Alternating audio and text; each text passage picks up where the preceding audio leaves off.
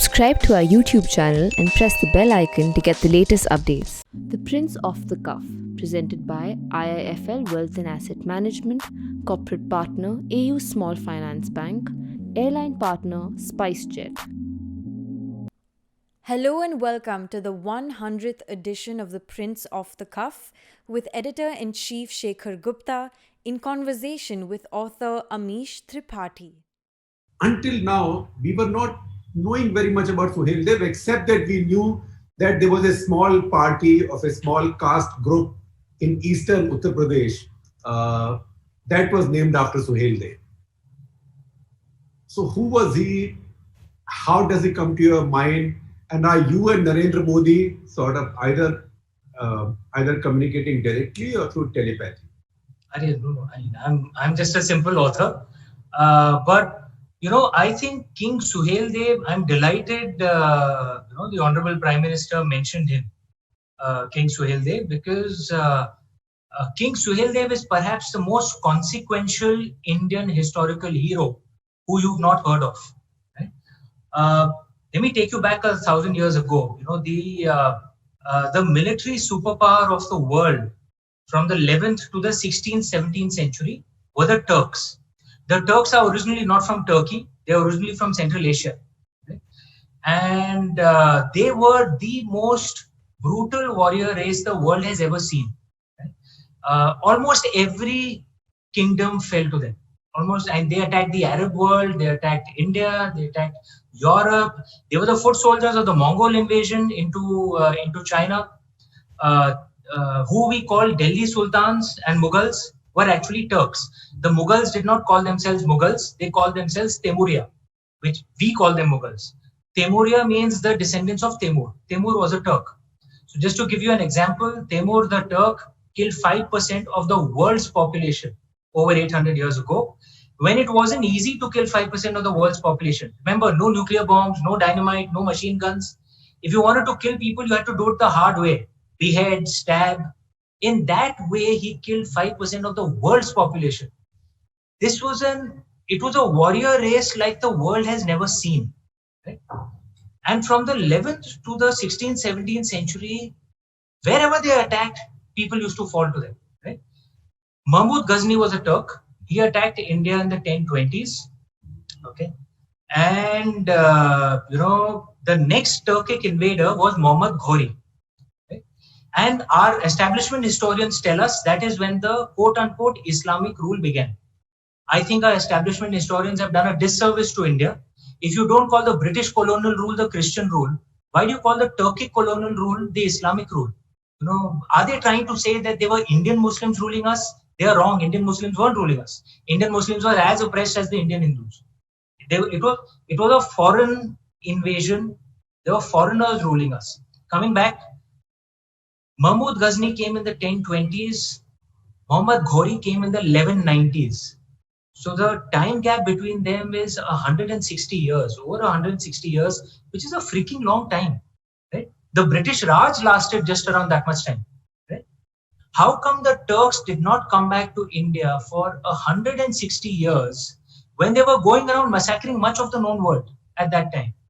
Because in 1034, they ran into King Suhail Dev. Okay, who fought them in a battle called the Battle of Bahraich.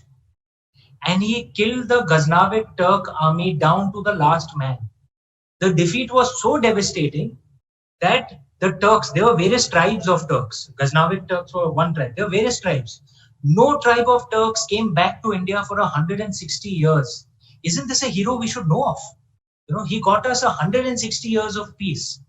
And also it is such an inspiring story. A king who comes from a subaltern caste, unites people, Hindus of all castes, people of all religions under his leadership, and defeats a foreign invading army. It's an inspiring story that we should know of. So that's what I've tried to. My book is historical fiction. I'm not saying it's a scholarly non-fiction book. I'm not a scholar. I'm a storyteller. But this is a historical fiction book based on actual facts. So when you Google Suhail Dev, what do you find besides Amish's latest book? Very little, sadly, very little. because not enough scholarly work has been done on King Suheldev. There's a scholar called Sanjeev Sanyal, who's the principal economic advisor to the government and also writes, historical non-fiction books. Right. He's featured on Off the Cuff also, as you know. Right. So he had said that our history books actually teach us the history of our invaders. They don't teach us the history of our ancestors who fought those invaders. Right? I am from UP. King Suheldev was 1,000 years ago. So he comes from the region that is now UP. I have to admit, to my embarrassment, I hadn't heard of him till a few years ago. I heard of King Suheldev from two scholar friends of mine. One is Abhinav Prakash and the other is Sanjeev Sanyal. And the story inspired me so much that I wanted to research and tell his story. I was also saddened. How come I haven't heard of him? In any other country, a hero like this would have been celebrated. There would be, scholarly books on him. There would be movies on him. His statues would be everywhere. But we ignore our heroes. It's So an where did indictment you of the way we approach our history. So where did you read authentic history on him besides Sanjeev Sanyal and Abhinav Prakash? One of the things, the way history is put together in terms of scholarly secondary sources, one is either primary written texts or you have folk traditions. Right now, India used to respect written texts and folk traditions. It's a lie what was propagated during the British Raj, and sadly our establishment historians have carried on that lie that ancient Indians didn't write. That is nonsense. There are 3 million Sanskrit handwritten manuscripts, according to the National Mission for Manuscripts. That's more than the rest of the ancient world combined. So our ancient Indians wrote a hell of a lot. But they respected folk traditions as well. There's a lovely Sanskrit line, Shastrat Rudhir Balyasi. But the British Raj, which means that folk stories are as powerful, should be respected as much as the texts, as the Shastras. But the British Raj started, because of the legacy of their culture, started privileging texts over folk traditions. Our establishment historians, who are often more British than the British, followed that tradition. However, I'm living in London right now. I can tell you Western historians, including British historians, have themselves updated their approach. They give respect to folk traditions as well now. Think of like the first Anglo-Saxon kings, King Alfred, Edward the Elder. How many written texts are available on them? But history books are written on them, basis folk traditions and folk stories. Because modern historians have realized that texts usually capture the record of the victors, right?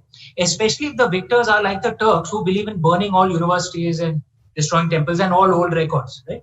So you have to research folk traditions as well and add it to archaeology and other sources of data in history to come up with a balanced approach to history. Western historians have moved on. They're not privileging texts only, they're also respecting folk traditions. Like I said, an example being King Alfred and Edward the Elder, the first of the Anglo-Saxon kings. But Indian establishment historians have yet to move on. They do not respect folk traditions. King Suheldev's stories come more from folk traditions. And there's enough archaeological and other evidences to support that claim. If the Turks didn't come back to India for 160 years, it's worth asking. When they were going around massacring much of the rest of the known world, why didn't they come back to India for 160 years? Well, What's the most logical reason? That's an interesting point, and I'm afraid my own reading of history is not so good that I can get into an argument with you or to add to this. But I'm just curious. You say that Turks, and right, I mean, we have also just watched, we've learned to use OTT platforms in our young age. So we watched Ottoman, which is quite brilliantly made series, and right. Some of what you say about Turks being fierce warriors and all. Right. Now, much else is going on, Ertugrul and all that. But I'm intrigued that you call everybody a foreigner. Now, Mughals, for example, we Indians called them Mughals because it was believed they were Mongols. They had Timurid. Sorry. If I may correct. Sorry to cut it. The Mughals were Mongol descendants of Genghis Khan from the mother's side, they were descendants of Temur from the father's side. And in their traditions, the father's side mattered most, which is why they call themselves Temuria. Mughal is something added later, which is the Persian corruption of the word of Mongol. But having said that, also the military superpowers in those days were the Mongols and the Turks. The Turks actually became far more powerful. Initially, the Turks were the slaves of the Mongols, which is why the first Turkic dynasties across the world were called the slave dynasties, because they were the slaves who rebelled against their usually Mongol masters, right? And the Mughals represented an attempt at peace between the Turks and the Mongols because they had the blood of both. But they called themselves Temuria. They were very clear which line mattered. That's true. But it's also true that Mughals became Indian, they remained Indian, and it was actually a Mughal which denounced the kind of moral authority of the Ottomans over the Indian Empire. That was Akbar. So would you call Mughals Indian, or would you also call them Turk and foreign? Look, the thing is this, that among the British rulers, for example, some were decent and actually did good for India, like Bentinck, for example. Some were very clearly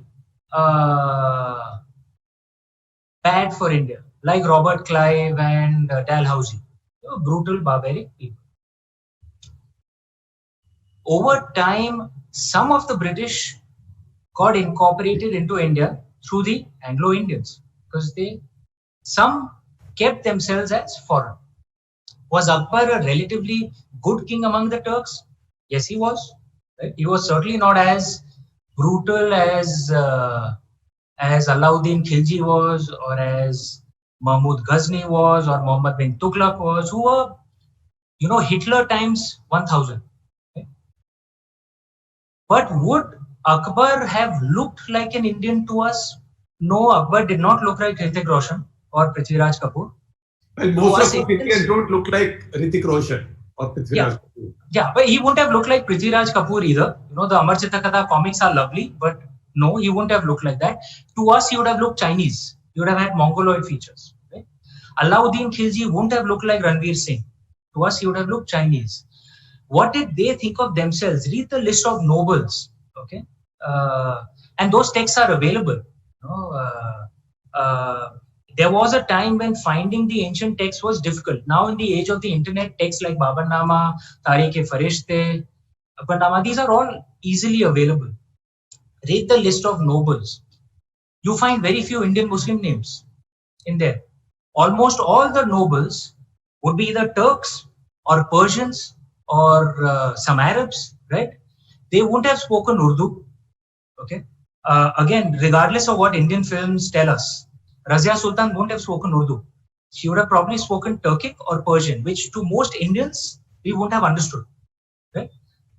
So now I leave it to your judgment to just, does that make them Indian or does that make them foreign? It's a different matter that were they good or brutal people. I'm not denying that Akbar was relatively decent. No doubt about it. Right? I would say that anybody who later Mughals, who came from outside, then settled down here, got married here, produced children here, got naturalized and became Indian. Over time, no doubt. Certainly Aurangzeb's descendants can certainly be thought of as they became more and more Indian. But certainly the Delhi Sultans, I'm not so sure one can think of them as Indian. You mean pre-Mughal Sultan? Pre-Mughal. I'm certainly not so sure one can think of them as Indian. Also, one sees, whether the empire is stable, depending on, the economy and the size of population of the cities, right? Right till the late Mughal stages, for most of human history, among the top 5 or 10 most populated cities in the world, there'd usually be an Indian city. Okay, because of the sheer scale of our country. Okay. In the Delhi Sultan times, there was no Indian city, which was in the top 10. If you see the way their cities were also, they were like military encampments, like the way the Green Zone was in Baghdad, the American Green Zone in Iraq, where the the rulers would live and the ordinary population would live outside, right? Vijayanagar, the last time, pre-British times, the last time India had an empire, a city in the top 10 of the population, Vijayanagar, it was a second and for a little while, the most populated city in the world. Bijapur, which was an Adil Shahi city, was actually in the top 10, which tells you that the Adil Shahis perhaps behaved differently, right? But in the entire Delhi Sultan time, at least from the figures that I have read, not one city is in the top 10, which shows that the cities weren't the kind where Indians collected, right? Their cities were essentially military encampments, like the Green Zone in Baghdad, right? Where the ordinary population was kept out for various reasons. Now, the Green Zone in Baghdad was just for a few years. But in India, the quote-unquote Green Zone remained for centuries. Well, and yeah. even doing so I'm just saying, bear all these factors in mind when you judge how the empire was run, right? During the British times, however, Mumbai, Calcutta quickly came up to being among the top cities in the world. I'm not saying the British rule did not have problems. Is it that the Indians moved into the cities, that they felt safe enough to live there? Because that's the only way a city could have been in the top 10. The situation is a lot more complicated than Indian movies make them out to be and how our establishment historians make it out to be. Having said that, is it something that we should speak the truth of and move on? Yes. But just saying everything was hunky-dory, as some like to say that Mahmud Ghazni was, no, nothing happened. He used to sing ghazals and play the sitar. No, that's not the truth. Right? Speak the truth of what happened. Realize that it has nothing to do with today's Indian Muslims.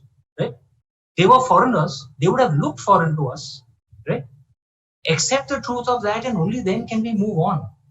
Did a syncretic culture emerge by the 18th, 19th? Yes, it did. A few centuries later. But were the first few centuries truly brutal and barbaric? Yes, they were. And they weren't brutal and barbaric only upon us. They were brutal and barbaric on the Arabs as well, who destroyed the Abbasids, the Mongols and the Turks. Right? Who massacred the Greeks out of what was actually Greece, Turkey, and then made it Turkey. Again, the same invaders. Right?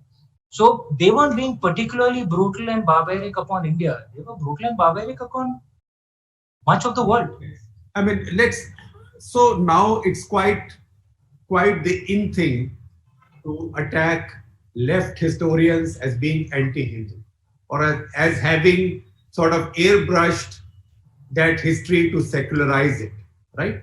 But at the same time, there is also a lot of rewriting of history from sort of the Hindu point of view. Is that right? I mean, is that right? I mean, it's as if everything Hindu is perfect in history and everything Muslim was evil. No. Of course not. And this is certainly wrong and a simplification. We should have scholars who explore our past with unbiased eyes, looking at the source text, looking at the evidence that's there. I know it's become fashionable to ascribe motives to the left. Perhaps, many of them had biases which they themselves aren't aware of, perhaps. Perhaps many of them actually had noble motives. Maybe they thought that we need to come up with an interpretation which will create social peace at this point of time. It could be that too. The problem, though, is if an interpretation does not connect to the facts as are clearly visible, that leads to poison in society. If the Alamgiri itself proudly states how many temples were destroyed, Aurangzeb's records, then for someone to say, no, Aurangzeb did nothing, how do you think that will get received? but at the same time for something to swing on the other extreme, for scholarship to swing on the other extreme, that no, everything was perfect and everything on this side is wrong, and someone today is liable for what someone may have done 300 years ago. That is silly. This concept of a historical guilt, a community guilt, in my mind is among the most dangerous concepts. And sadly, this concept of the historical guilt and community guilt is used by those on both the left and the right for communities that they don't like. Let's be honest, right? Centrists should speak calmly of the truth of what happened, because the truth actually sets you free, because then you can make peace with it, right? And realize that what happened in the past. What happened now must be seen with unbiased, truthful eyes, and we must move on. Denying it or engendering hatred today are both harmful. They are both harmful. So Amish, let me take this forward. This is fascinating. I presume you consider yourself a centrist. What do you think? I'm asking you. Listen. Reality is what we think of ourselves. Reality is what we think of ourselves. Image is what others think of us. So what do you think? Do you think I'm a centrist? No. What is your reality? You tell me. No. I want to hear your truth now. Do you think I'm a centrist? Do I speak extremist things? No. I will not call you any ist right now. I believe I'm a centrist. Sorry. If community guilt is wrong, as you say, and if community guilt coming from past history, 300 years back, is wrong, then how is community victimhood from the same past justified? Very, very, very interesting question. And this is a question that is being debated in the West as well, right? Because we are not just who we are, unless you believe in a nihilistic philosophy, as Marxism is, right? That everything in the past is bad, burn it all, start from scratch once again. And you find that nihilism usually leads to tremendous violence. It's not a surprise that nearly 100 million people have died at the hands of communism. If you read the Black Book of Communism, there is a value to traditions. I certainly believe in traditions. There's a value to traditions because traditions give us roots. They give us, a sense of purpose, a sense of meaning. And what does nihilism mean? It means we cut off all roots, start from scratch once again. What do traditions mean? It means that we sink our roots, our emotional roots, into the past, right? Into the experiences of our ancestors. It gives you positives, it gives you negatives as well. Is there historical pain, for example, that the Jews feel in relation to everything that they have suffered? Understandable to say yes. Is there historical pain that the blacks feel in the US in relation to everything that they have suffered? Understandable, yes. And again, as I'm sure you would agree, many in the left accept the right of the blacks and the Jews to feel their historical pain. And most sensible people would, of course, say that has nothing to do with whites today, right? Of course. But should there be an exploration and coming to terms with that grief? I would say yes, because that is needed for those of us who are traditional. The only way historical pain you don't feel it anymore, is if your memory has been reset, right? If there was one phase of nihilism and everything of the past was wiped out. For example, there is a pagan temple upon the foundations of which a church was built and which was later converted into a mosque. There are many examples like this. Hagia Sophia, you wrote about that for the film. Correct. There are many examples like this across the world because much of the ancient world was actually pagan. Pagan is a term used to refer to those of us who follow the ancient way. Goddess worshipping, nature worshipping, atheism as well, multiple gods, multiple divine approaches to the divine, nature worshipping. Many of these pagan cultures were wiped out. So the descendants of those pagans, because the memory has been reset, they actually don't feel anything, right? Because there was a phase of nihilism, everything of the past was wiped out, they're starting from scratch. But those of us who've survived, right, whose traditions, whose connection to our ancestors doesn't go back just 1,000 years or 2,000 years, goes back 10,000 years. We feel it. Just like the blacks very fairly in the US feel the pain of roots going back a few centuries, and it's understandable, right? So should that pain be spoken of? Should it be addressed? Yes, especially for those of us who are traditional, right? So, but using that to engender hatred against someone today for something that could have been done 200 years ago or 1,000 years ago is something that it'll just keep going back and forth. There'll be no end to the pain. so when that. So I am asking for pragmatism in the middle.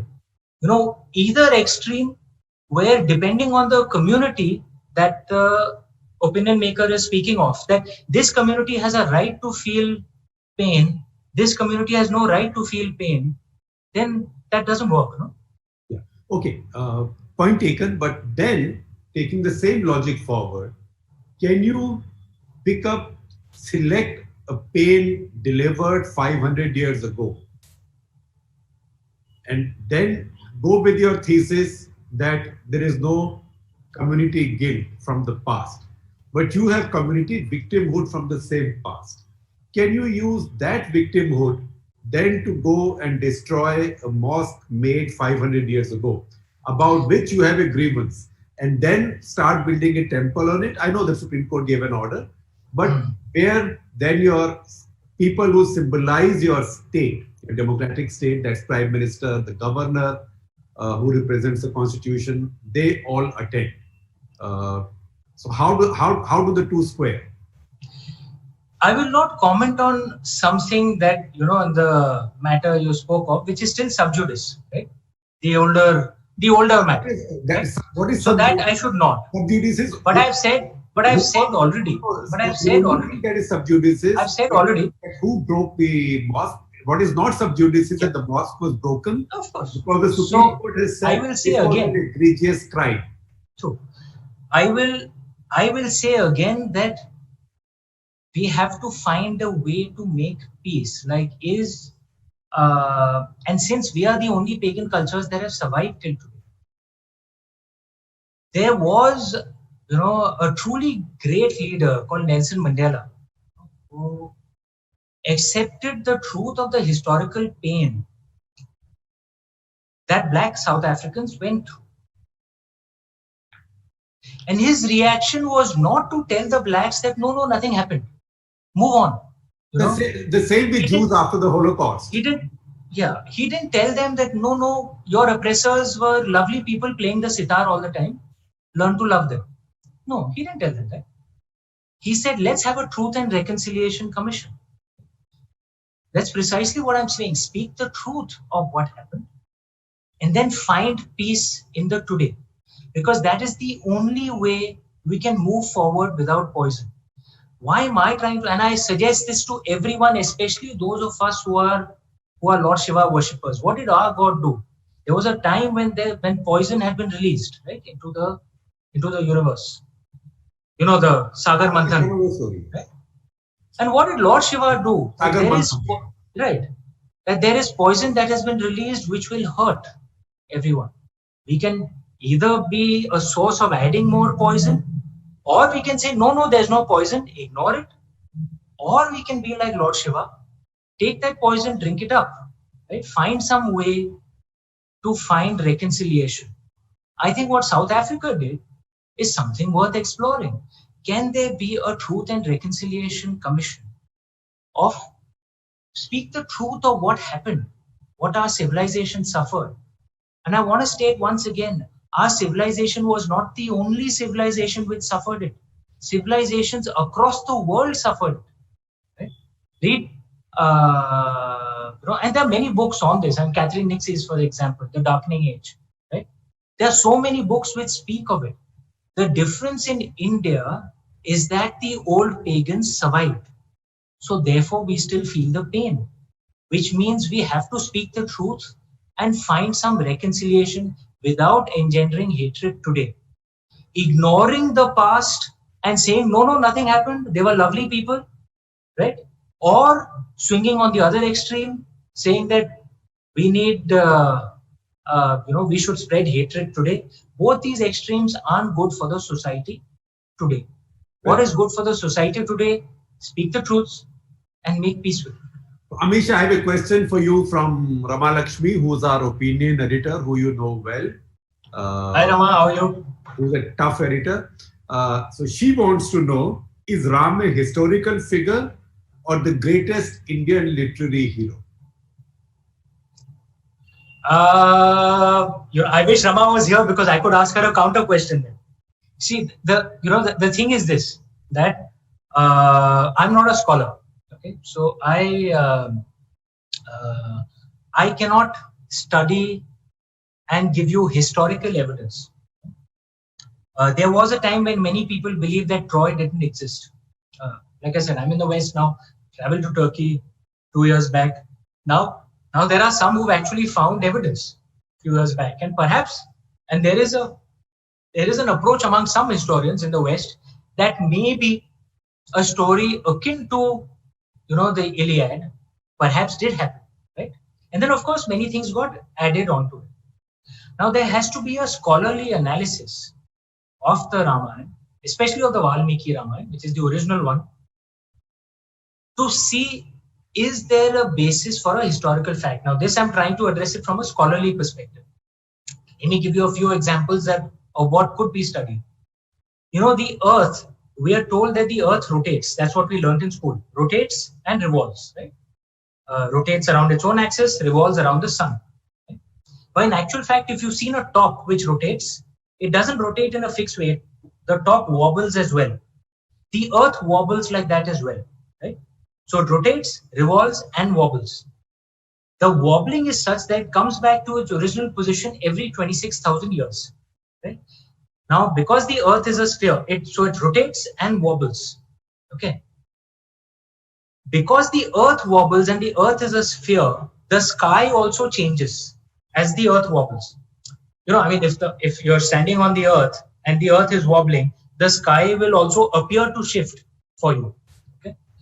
This phenomenon is called precession. It's a proper scientific fact. It's called precession, okay?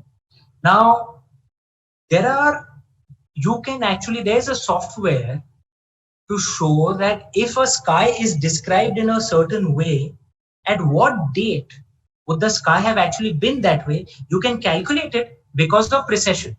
Because the sky would have been that way either on that time period or exactly 26,000 years ago or exactly 26,000 years later, right? The sky has been described a few times in the Valmiki Ramayana and the Mahabharata, like on the birth of Lord Ram, for example. The sky, the nakshatra has been described. Someone can study this, right? And say that when would the sky have been this way? Now, this is a scientific thing that is actually in the text. In any other culture with far less evidence, things have been studied. In India, we have not studied our past, right? In India, we still believe fictions, that were propagated during the British Raj times that ancient Indians didn't write, which is a load of bullshit. Ancient Indians, in fact, wrote a hell of a lot.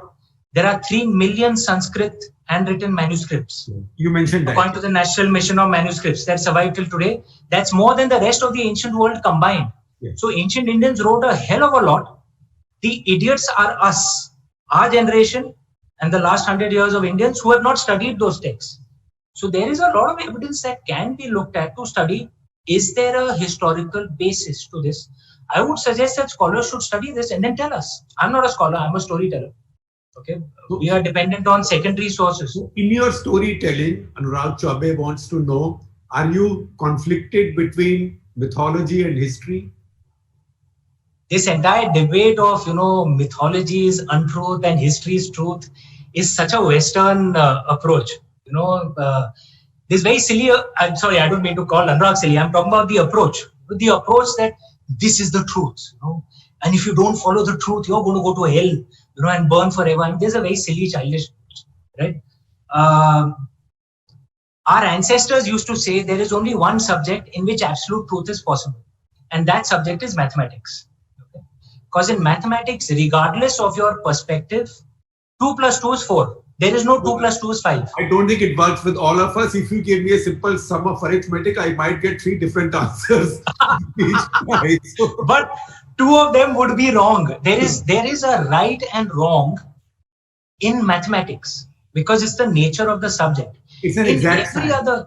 In every other subject, even theoretical physics is accepting now that the truth we see is defined by our observer bias. Right? Theoretical physics accepts it now, which is where the theory of multiple universes comes up from. Now, if you know this perspective, then you realize the basic truth that there are multiple truths, right? Even in history, right? For us Indians, for example, Winston Churchill is a villain, right? He ordered a famine which killed millions of Indians in the early 1940s. But I'm in London and I can understand and appreciate that from the perspective of the British. Winston Churchill is a hero, and that's a fair assumption for them to make because he saved their country from the Nazi German invasion. Now there are two truths, right? The Indian truth and the British truth. Which truth is the truth? Neither. There are two different perspectives, right? So history is like that immature child which jumps up and says, I am the truth. Mythology is like the mature adult which says, this is my truth. You find your truth, right? So I follow the path of our ancestors that I know my truth and that's what I try and present. And I engage respectfully and politely with those who may have a different truth.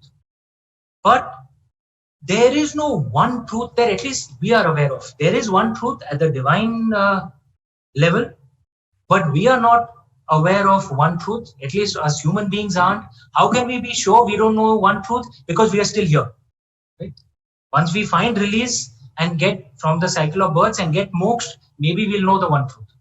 Well, the cycle of birth is now going to be complicated because as a very wise friend of mine pointed out to me, that the latest research shows that India's population by 2100 will be 109 crores only. So many of us will not have the option of being born in India in our next birth. In fact, if you see how world populations will move, odds are quite high that you and I might be born in Nigeria or Chad or Togo or one of those countries because they are the ones where the population will be increasing. But I've read that report too, and one of the perspectives in that is that the global population itself will decline. Yeah, right. Because birth rates are now below replacement levels, actually in most countries in the world. Right? Even within India, the South and the West went through demographic... But India is doing much better on population than people had imagined. Much better. Yeah. The South and the West went through its demographic dividend in the 90s and 2000s and early 2010s. Now the North and the East will go through its demographic dividend. South and the West are already coming close to replacement levels and will keep declining. It tends to happen as societies become richer. As you have double income families, births tend to get postponed. Women have children a lot later, and number of children per woman also tends to go down. Right. It has been noticed across the world. And let's see, I'm very wary of making long-term predictions, especially things beyond 5 or 10 years, because frankly, no one knows what will happen. But for all maybe this will work out. Amish, there is Dr. Shailesh Raina, one of our guests who you know. He's a famous urologist in Mumbai. So he says, hi Amish, the Ram temple was built by artisans of Ayodhya. Many of them are Muslims. There is social harmony that means. Of course. Do you think building a mosque in Ayodhya now would create social disharmony? No, why would it? And in fact, land has been allocated already. for a mosque. And I say repeatedly, we must find a way to find unity now. Speak the truth of what happened, okay, in the past. Realize that it has absolutely nothing to do with Indian Muslims today. Those guys were foreigners, right? We have to rebrand what the establishment historians called the Islamic invasion as the Turkic colonial invasion, right? That's what I believe. Right? One of the things that gets forgotten so often that one of the main scholars whose work was used in the courts to prove that there was a temple was K.K. Muhammad, who was a Muslim by faith, but his work was recorded. I come from Kashi, so many of the great musicians that come from the Hindustani classical school, classical music school, that come from Kashi are Muslims, and many of them will do a Saraswati Vandana before doing it. Ajmer Sharif is the tomb of a Muslim Sufi saint. I, as a Hindu, whenever I used to go to Jaipur, I would travel on to Ajmer Sharif. This is the Indian way, and we must find unity and purpose today. That is absolutely critical. And to me, that is the message of King Suhail Dev. Sorry to be plugging my book once again, and I'll be very happy to plug the cover too. I'm a shameless marketer. But King Suhail Dev, the message that he gave was, he brought together Hindus of all castes, he brought together Indian Muslims, Indian Buddhists, and forced an army to fight a foreign invader. And that message is particularly relevant today. And we must realize that when we Indians are united, we are freaking unbeatable. Usually we've lost to invaders only when we have divided ourselves. You read the the details of all the battles that we've lost from the third battle of Panipat against foreign invaders. Right?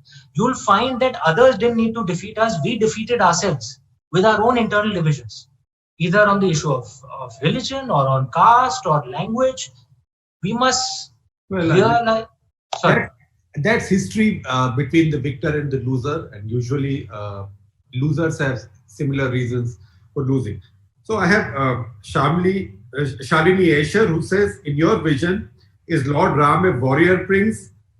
And how does it align with the image of Lord Ram among Hindutva followers? To which I will add a question, that what significance do we read, or do we read any significance in Narendra Modi preferring to use Jai Siya Ram in place of Jai Shri Ram, which has become synonymous, or which has become the war cry of the Ram Mandir movement? It won't be appropriate for me to to comment on the speech of the Prime Minister. I should remind you, I'm a diplomat as well. But having said that, I should also clarify that there is no difference between Jai Shri Ram and Jai Siya Ram. Shri is another name for Goddess Lakshmi. I know, but it's a literal thing. I'm saying in the traditional Indian way, Shri is another name for Goddess Lakshmi. Sita Ma is essentially and Goddess Lakshmi. Lord Ram is Lord Vishnu, which is where Shri gets used often, right? And Siya is the colloquial I know, name. But that is the slogan, the political slogan over time. Yeah, it's broadly the same thing. As far as Lord Ram being a warrior is concerned, look, India has had two traditions. There is the pacifist tradition in India, and India has the oldest pacifist tradition in the world, Jainism, which is the oldest pacifist tradition in the world, is actually from India. So there is one approach which can perhaps be exemplified by that wonderful line from the Mahabharata, Ahimsa Paramo Dharma. But there is another approach, in India as well, that Dharma Hinsa Tathaicha, that violence, when it is dharmic, and I will stress once again, Dharma does not mean religion. Dharma means that which is right, that which is balanced. Violence, when it is dharmic, is justifiable. India has had these two approaches. So there is an approach that when one is facing an invasion or facing a dharma, it is our duty to fight. It's one of those things that Lord Krishna also speaks of. It's one of the things that Lord Ram also speaks of, because he did battle Ravana, right? I follow, an ancient philosophy which says that divine is in balance. Ati sarvatra varjay, that excess or extremes of anything is not good. Right? So extremes of non-violence is not good. We, as ordinary citizens, should be non-violent. We have no right to take the law into our own hands. But if the entire society becomes completely non-violent and incapable of protecting that which is precious, then they will very quickly be conquered and lose that which is precious, which means the society has to have the strength to defend itself as well. So there is defensive violence. Okay? And there is a school of thought in India which has said that defensive violence is okay. Right? Very rarely has an Indian army gone outside the contours of the Indian subcontinent to conquer a foreign land. The only historical case that at least I'm aware of is Rajendra Chola, who conquered Southeast Asia. Outside of that, I'm not aware of any Indian army which went outside the borders of the Indian subcontinent. But the Indian armies fought ruthlessly against foreign invaders. It wasn't just during the last 1,000 years. The Huns, for example, the Hunas, right? They destroyed much of Europe. They were among the people who destroyed much of the Roman Empire as well. They went to the Arab world. They came to India. They were beaten back every single time. Read the battles of Skandagupta, for example. So there is this second school of thought, right? One is the pacifist tradition. The second school of thought that we will do defensive violence. If someone attacks us, then we will fight back. If someone slaps us on the one cheek, we're not going to show the other cheek. We will box the guy back. I suspect that perhaps that second school of thought is important to protect the country. That's my approach. So पहला वार हमारा नहीं होगा, लेकिन आखिरी वार हमारा होगा. I think you are already making a very good diplomat. You are a very good spokesman for India, sitting in a with a diplomatic passport. Having said that, there are lots of questions. So Dilip Tahil, who again you know well, Dilip Tahil. Yeah, Dilip, how are you? Yeah. How far back in history of this land is there evidence of secularism or even pursuit of it? Okay, the word secularism comes from the Western experience, where it emerged a few centuries ago as a rebellion against the church, right? Where there was a state religion, and therefore which had an impact on non-religious life, and therefore there was a pushback. This was not necessarily the approach in most pagan ways. So, for example, Zoroastrian Persia or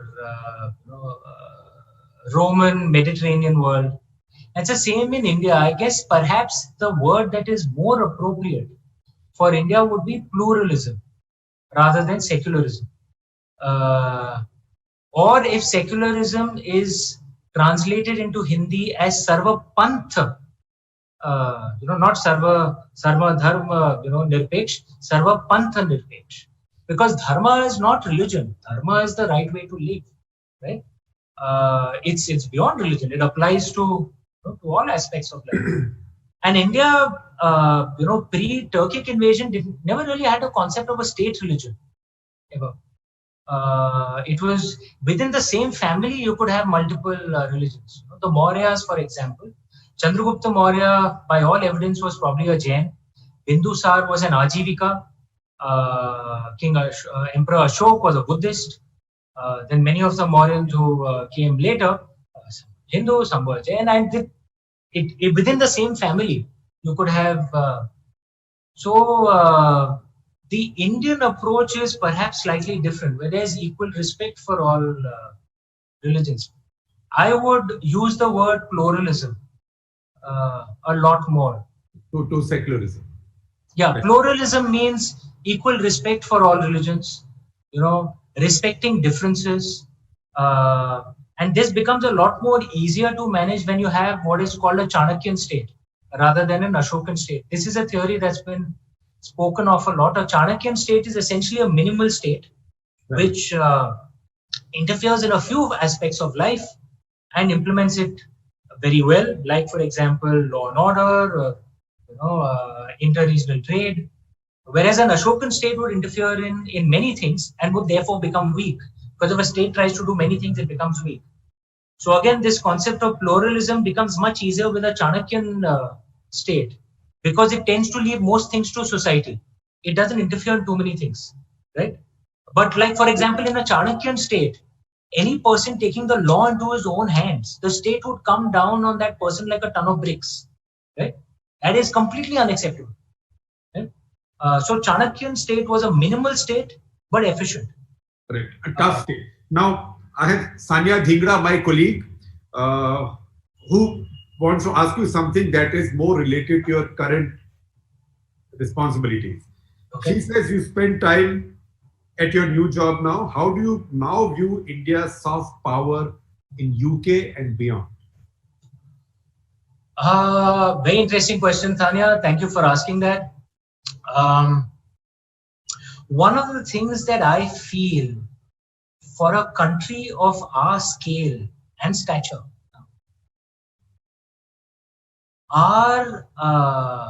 we are not as top of mind as we should be. And I'm talking about the average Joe, okay, in the West. I'm not talking about people in the political space or in the media or in academia. I'm talking about the average Joe. There is data to back this as well. So, for example, there was a global soft power report that had come out recently. Former UN Secretary General Ban Ki-moon had released that report. I was there at the event. I'd spoken out there as well. And India's ranking among all countries, or the countries that were ranked at that time, was 27. Which, if you think about it, a country that is the 5th largest economy in the world, a country that is that has the 2nd highest population in the world, that was actually a very low ranking. But what is interesting to note is that that ranking has risen a lot in the last few years. So 27 might appear low, but it's a lot higher than what it was, say, 5 years ago or 10 years ago. So my sense is that for a country of our scale, we are not as top of mind among the average Joe. Having said that, a few things have certainly helped. One is yoga. Almost everyone, knows yoga. Many of them practice yoga. And because of Yoga Day, very clearly the intellectual ownership of yoga has been established with India. So that is one. Second, Gautam Buddha, especially across the West, and as we know, many parts of Asia, Gautam Buddha is very, very well known, respected, loved, worshipped. I can see the smile on your face, Shekhar. I know the question you're going to ask. No, not the question. I'm just mentioning that Gautam Buddha has, his nationality has recently. Yes, I know. That was a time, Gautam Buddha, Lord Buddha was there 2,500 years ago. Applying today's boundaries to that era may not be the wisest course of action. Perhaps the approach we can take is what was written in the Vishnu Puran, which was composed perhaps before Gautam Buddha lived. And the Vishnu Puran says beautifully, Uttaram yat samudrasya himadrashchaiva dakshinam varsham tata bharatam nama bharati yatra santatihi, that north of the ocean and south of the Himalaya lies the noble nation of Bharat, and there live the descendants of Bharat. This is how the Indian subcontinent has been described in the Vishnu Puran.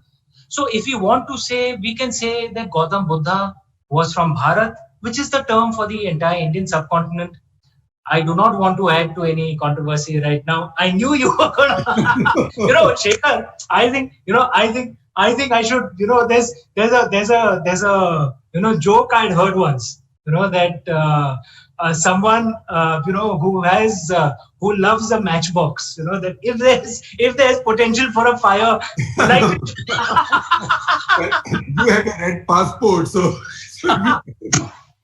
better be cautious. But I just want to say, Gautam Buddha is, of course, well known, respected, right, worshipped in the West, and he's clearly associated with the Indian subcontinent. This adds to India's positive image.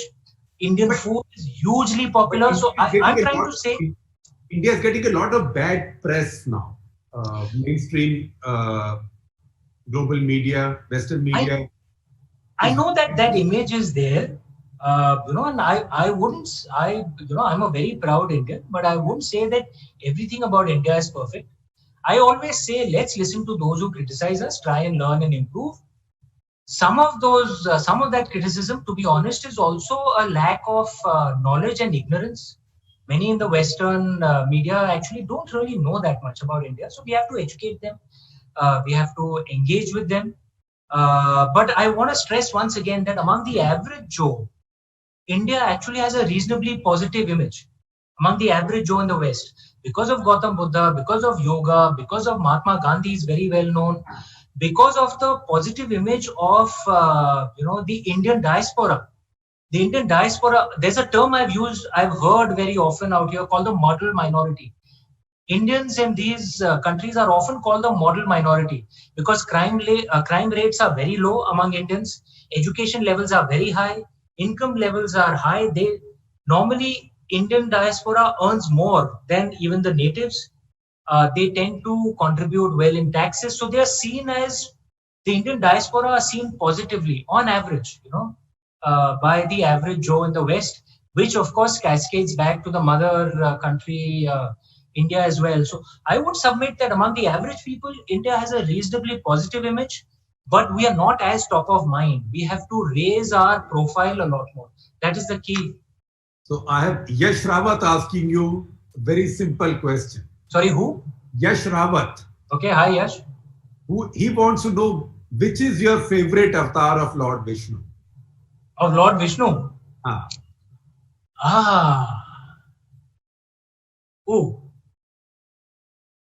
Oh, difficult, man. It's damn difficult to answer that question because there are so many things one finds inspiring about Lord Ram, so many things one finds inspiring about Lord Krishna, so many things about Lord Parshuram. Goddess Mohini, for example, she is very inspiring, in many ways. Lord Varaha, who was, I believe Lord Varaha's message was in many ways an environmental message. There is a deeper meaning to the story of Lord Varaha, and his respect and love for Goddess Prithvi. I think there's something to be learned from all of them. So difficult to answer that question. Why take panga with avatars? No. I should also say this concept that there are 10 avatars of Lord Vishnu actually comes from the Geet Govind, which is relatively recent. Many of the other texts, depending on which one you read, are over 30 avatars. And many of those avatars, like Goddess Mohini is not listed in the Dashavatara, right? But she is clearly recognized as an avatar of Lord Vishnu. So there are so many avatars that we can learn from. And Krishna Kaushik wants to know, when are you writing your version of Mahabharata?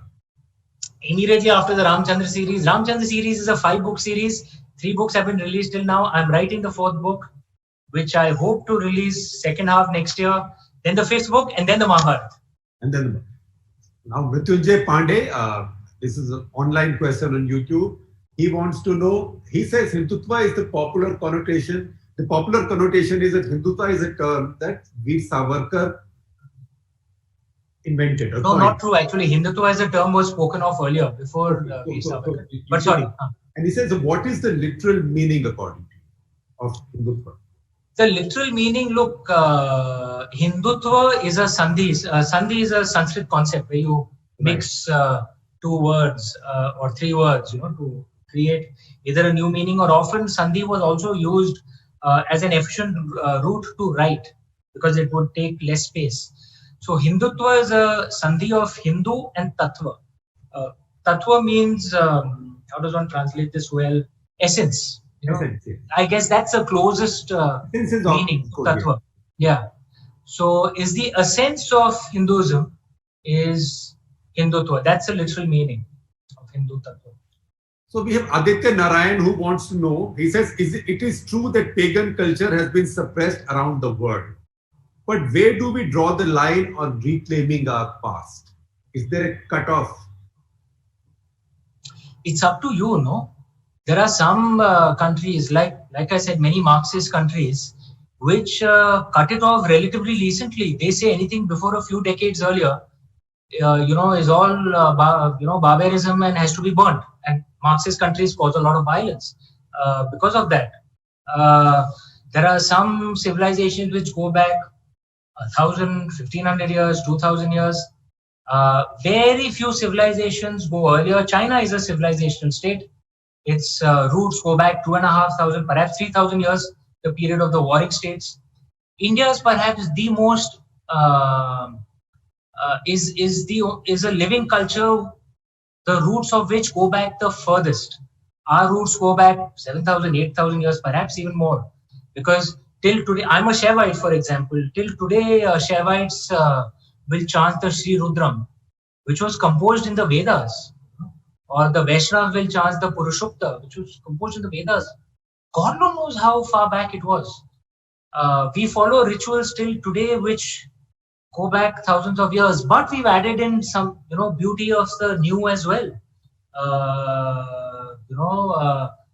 I am a Hindu, but I will very proudly go and worship at Ajmer Sharif as well, which is a relatively recent site, right? Few centuries only. So India's in our roots go back really, really back into the past. Some countries do it relatively recently. The choice is up to us, right? Each country makes its own choice. The only thing I would suggest: do not engender hatred today. That the only ones who suffer from that, as Gautam Buddha said so beautifully, holding on to hatred is a bit like holding on to a burning coal in your hand, with the hope that the person you hate will come sometime in front of you and you throw the burning coal at him or her. But the person getting burnt till then is you only, no? So let the hatred go, but don't deny the truth of what happened. Okay, now if Ram Janmabhoomi was the truth, and you said that rebuilding is also important for pagan cultures, now should it stop with this? Or then there are other quote-unquote truths that enough people believe about Mathura and Kashi? That's a decision for the society to take. These aren't. I would suggest reconciliation, and if there is a path where there can be generosity and kindness on both sides, and that will happen when we see the truth for what it was. That generosity and kindness cannot happen when we see extremism on either side, where some scholars saying, no, Aurangzeb was a great guy, we should respect him, which obviously to any Hindu would feel like it's a bit like going to Israel and praising Hitler. It's not just rude, it is cruel. Right? At the same time, one shouldn't swing to the other extreme, which suggests that there should be hatred now. If truth is spoken, then I think the way we Indians are, most of us Indians, practically all of us Indians, we have a big heart. There's a reason why India is a relatively stable country, because most of us Indians are emotional and we have a big heart. And most of us naturally tend towards the center. Most of us. Right? That's why India is a relatively stable country. There's a reason why per capita violence is among the lowest in India, regardless of what some clueless. Amish, you've given me a great idea. You've given me a great idea. It's a TRP buster of all times. I should get you and Audrey Truschke together to debate Aurangzeb. Who's Audrey Truschke? Oh, I see. I'll let you know. I'll send you her some. Okay. That's a good beginning to that debate. No, I'm not good with shouting and screaming, so I'm not getting it. Now, just to put this in factual perspective, the rallying cry of Ayodhya temple was when the mosque was destroyed, ये तो केवल झांकी है, काशी मथुरा बाकी है. That was one side. The other side is that in 1993, Indian Parliament passed a law with a very wide majority. In fact, almost a total majority, barring walkouts. And that law said that besides Ram Janmabhoomi / Babri Masjid, every other shrine of every religion in India will always remain as it was on 15th of August 1947. So that applied to closure. And if you read the Supreme Court judgment on Ayodhya, it's a very wisely written judgment because it's used a lot of logic and wisdom to now place secularism as a basic concept of our constitution, but also to place that 1993 law in the basic structure of the constitution. So do you think that if people want someday amend the constitution, do something, or do you think it's time now to move on? This is okay, no more Kashi Mathura, because once you go to Kashi Mathura, you can go to others. Look, what you've essentially raised is a legal question. I'm not a lawyer, so no, I'm asking you. I can't comment on the legalities. I will reiterate what I've said earlier, that a land that I love, what would I ideally like? I would like to find a middle path, where all of us can find peace and closure. And the two things that are needed for peace and closure, the first is truth, and the second is a spirit of generosity, right? And kindness. There's a lovely line in the Natya Shastra. It says, Satyam Bruvat, Priyam Bruvat, Na Bruvat Satyam Apriyam. Speak the truth, but speak it with love. Don't speak that truth that cannot be spoken with love. Right? It doesn't say speak the untruth. Under no circumstances will our ancestors say you should speak the untruth. No, and at least not in the Natya Shastra. But speak it with love so that it aids the cause of reconciliation. So that's the thing that's needed. We must speak the truth of what happens, but we must speak it with love. We must speak it with a spirit of generosity. And that's what I think is needed, which will heal and pull the poison out of our land. We have a lot to do in our land. I genuinely believe that we have a real chance of being a global great power soon. We're already the 5th largest economy in the world. Well, we can declare ourselves to be one, but that is not what will make it. But you're right. We need peace. I'm saying we have the potential. I'm saying that. I'm not saying we need. I don't think most people would accept that we are a middle power. We're not a. And our honorable external affairs minister has also said that. But we have the scale and the potential to be a superpower. And I genuinely believe that we can be a force for good in the world on the subjects of managing traditions and liberalism, finding a marriage between them. On the environmental agenda, even with our scale, we have been a net addition to the environmental agenda. We have driven the International Solar Alliance. We have been a country that has increased tree cover among the most. Right? Amish, abhi diplomacy ho gaya. This is for British audiences. No, I genuinely. And people doing this in India. Shekhar Machis.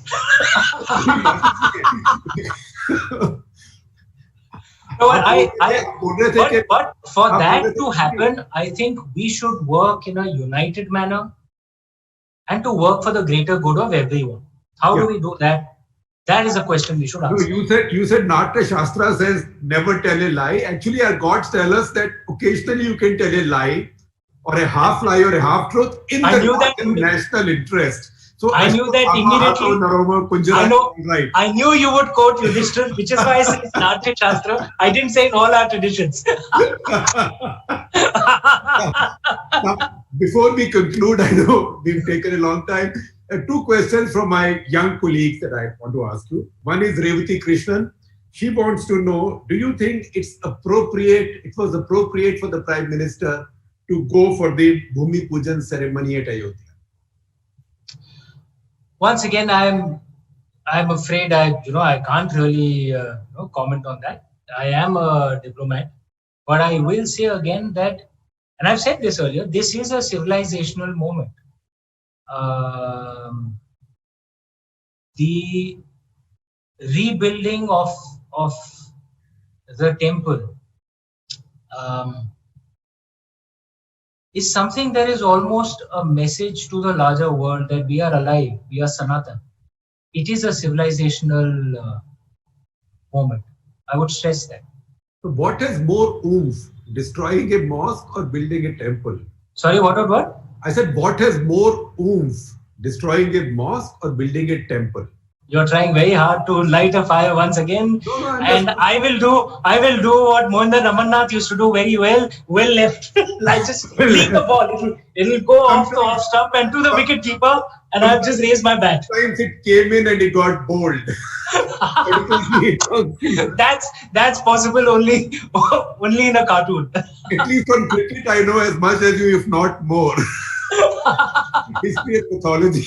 Final question from Unnati Sharma, and I think you'd like this question also. You like all questions.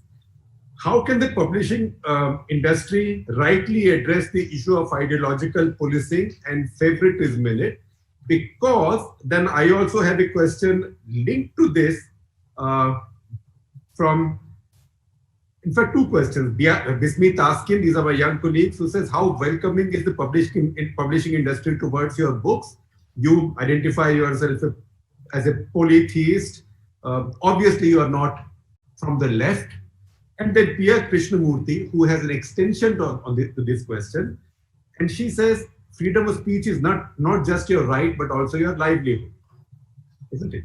So what do you, don't tell me that government salary is your livelihood, right? So what do you think about censorship on arts, culture, and for example, Shekhar, I should ask you that. What do you think? You have your books. Maharashtra government not allowing release of the film on the life of Prophet Muhammad, and the army now saying that you need a no objection certificate for displaying content about the armed forces on OTT platforms. So these three are linked questions. There are two things. Ideological policing and favoritism. Sure. There are two points I'd like to make on this, and if you see it from a fair, unbiased perspective, there has been hypocrisy on all sides when it comes to freedom of expression. Where people will give a platform only to those that they agree with. So depending on the platform you want to be present on, a decision will be made on whether to give you a space or not, depending on your background. I face challenges, for example, getting my first book published. I am a believer in freedom of expression. In fact, I've written an article on this. The original constitution of India actually supported absolute freedom of expression. Restrictions were put on our freedom of expression with the First Amendment, which was passed in 1951.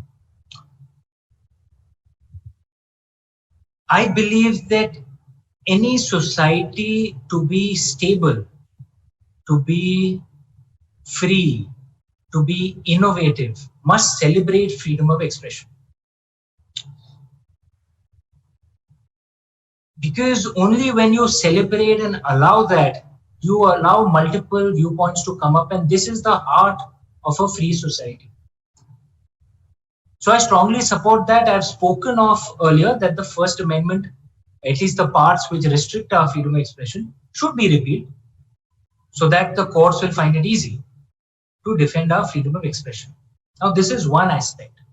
There is another aspect of reality as well, which is the state capacity to defend freedom of expression. There are countries in the West where freedom of expression can be defended because the state has capacity.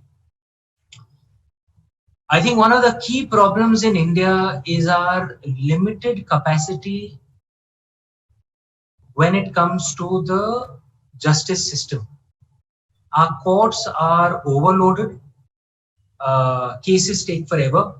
Our police force has been running the Indian cricket for more than 3 years, and frankly making a mess of it. Okay, I'll not comment on that. You can give a straight face. But our police forces are undermined. That is a reality. We have low court strength, judge strength. Our procedures are such that cases take forever. We need an entire root and branch reform of our entire criminal justice and civil court system, right? This will have massive positive externalities, positive benefits across the entire economy. If I'm not mistaken, McKinsey had, sorry, I'll just complete my point. McKinsey had come out with a report that if we can reform our civil jurisprudence system, GDP growth rate can go up just by that, by 1%, because contract enforcement will become a lot easier. But what will also happen is state capacity will improve. If state capacity improves, then many good things can happen, right? Criminals will know that they will get punished, right? Today, most criminals know they'll probably not get punished beyond all appeals in their lifetimes, because the cases will drag on for decades, right? And if state capacity improves, our freedom of expression can also be defended. So, if I may complete this, so until that happens, there have to be limitations to No. I'm not suggesting there should be limitations. Let me. I'm not putting words in your mouth. I'm just phrasing it for myself. There could be limitations on your right to offend others. It's a practical limitation, right? Because if any artist is doing something, he or she is not sure that the state can defend. That's right. His or her right. Now, I am by nature a polite guy, so I think at least I don't think I cause offense. I think even if I put, even if I put something that is at disagreement with the person in front of me, I don't think I put it across disagreeably. Right? I've never had any controversy around my name, because it's not because I'm trying to. I tend to be that way. But there are some artists who are different, who like to provoke. Right? Their choice. Right? So that's why I'm saying there are two aspects to my answer. I am a supporter of freedom of expression because it leads to a better society. Right? So I'm a supporter of complete freedom of expression. Again, it comes down from our traditions. The Rig Veda says, that the goddess is in the speech, is in the greatest speech. So if we protect speech, we are protecting or giving power to the goddess, right? So I'm a supporter of that, but I'm saying also from a practical perspective, unless we improve state capacity, which is essentially the criminal justice system, you will have artists who will naturally self-censor, right? So we need both. That's the point I'm trying to make. From a theoretical, philosophical perspective and from a practical perspective, we need to raise state capacity in the criminal justice system. Well, that's a great thought to conclude this on, Amish. It's been a great conversation. Thank you very much for your time and your patience. And, this was actually our third conversation. We also recorded a Walk the Talk before that, near that little Banganga, which traces history to the Ramayana in Bombay, near Malabar Hill someplace. And you know why? We will have many more conversations, because we just have so many gods and so many stories around them that you will never be short of them. Given how prolific you are, there will be something every few months. So thank you very much. Enjoy London and look after yourself. Thank you so much, Shekhar. Absolute pleasure being here. Thank you. Thank you, Amish. The Prince of the Cuff, presented by IIFL Wealth and Asset Management, corporate partner AU Small Finance Bank, airline partner SpiceJet.